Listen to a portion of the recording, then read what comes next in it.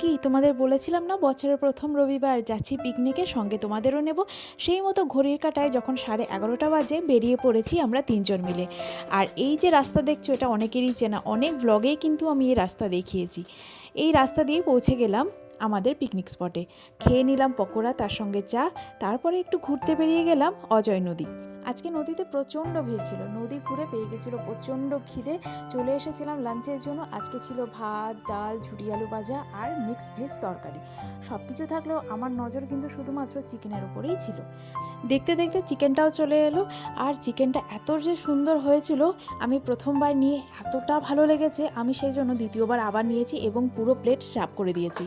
শেষে চাটনি, মিষ্টি, পাঁপড় দিয়ে আমার খাওয়া শেষ হলো। এবং সবশেষে আইসক্রিম থাকলেও সেটা কিন্তু আমার খাওয়া হয়নি, খেয়েছিল আমার ছোট্ট জয়শ্রী। এই যে তোমরা দেখছো এই স্পটটা, এটাই হচ্ছে আমাদের পিকনিক স্পট। শেষমেশ আমাদের খাওয়া হয়ে গেলে ধরলাম আমরা বাড়ির পথ। আজকের দিনটা আমার কাছে অনেক অনেক অনেক সুন্দর ছিল। চলে এসেছি আমি বাড়ির রাস্তায়। আর আজকের মতো ব্লগটা এই পর্যন্তই থাকলো। তোমাদের সঙ্গে গল্প হবে অন্য ব্লগে।